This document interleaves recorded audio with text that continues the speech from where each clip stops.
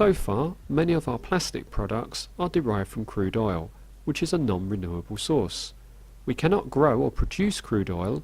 This means that we don't have an infinite supply of it. Instead, we must wait millions of years in order for dead carbon-based living organisms to be compressed by layers and layers of sediment before we get crude oil.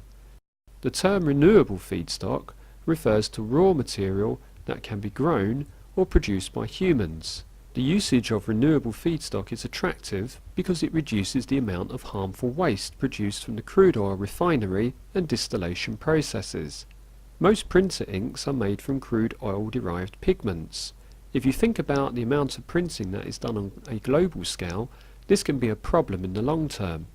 Currently in development are soy-based inks, which are derived from the oil of the soybean plant. As a plant, soybeans are a renewable resource. The production process of these inks is overall more environmentally friendly than their petroleum-based counterparts.